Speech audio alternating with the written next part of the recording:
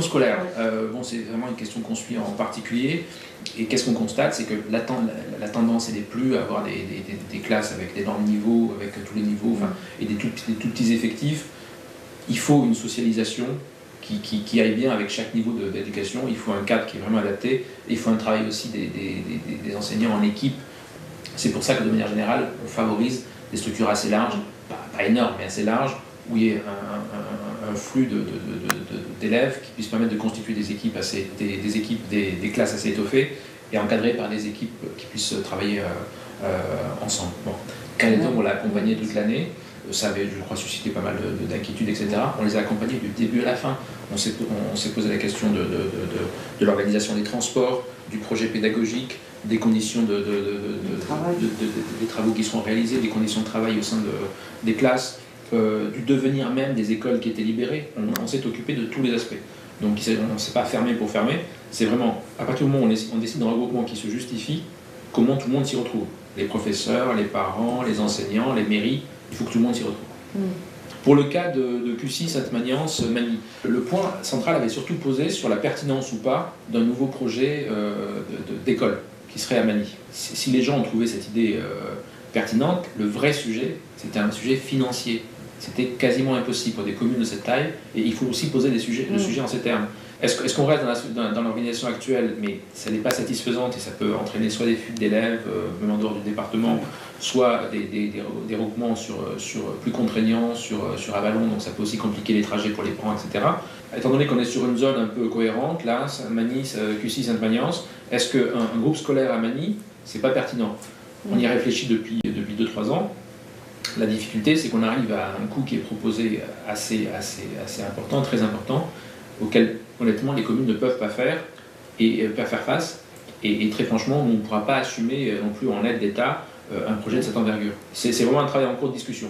Mais c'est vrai que le projet initial qui était de regrouper tout le monde à Magny dans une école complètement neuve, aujourd'hui c'est plus dans l'air du temps pour des raisons financières, et aussi avec une proximité à Avallon qui pose aussi la question de savoir est-ce qu'il vaut mieux aller à Avallon ou à Magny, sachant aussi qu'on a de très belles structures scolaires qui existent, un peu plus éloignées mais pas tant que ça, qui fonctionnent bien, mais qui sont encore en capacité d'accueillir de nouveaux élèves.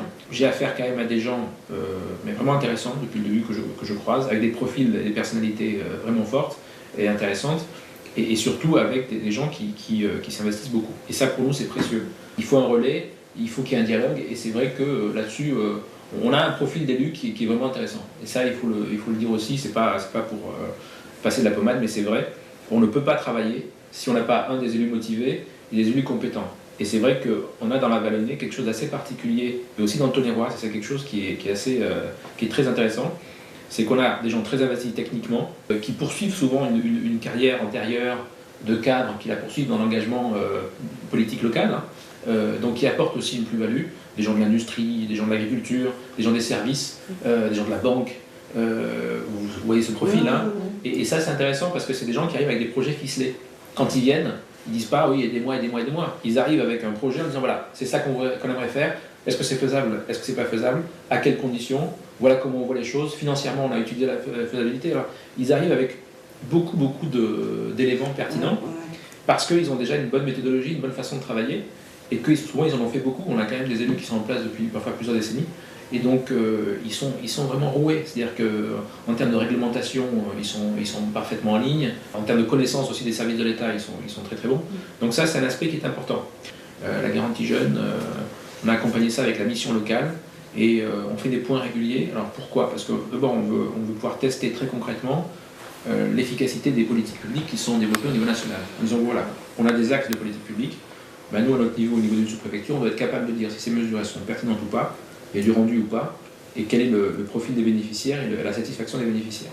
Il faut que très vite le projet soit développé, il soit évalué, et qu'on soit en capacité de faire remonter assez vite le fait que c'est pertinent ou pas, ou il y a des choses à améliorer. Donc à peu près tous les 3-4 mois, on a fait des points avec la mission locale et la vague successive de jeunes gens qui étaient insérés dans ce dispositif, pour voir comment ça se passait.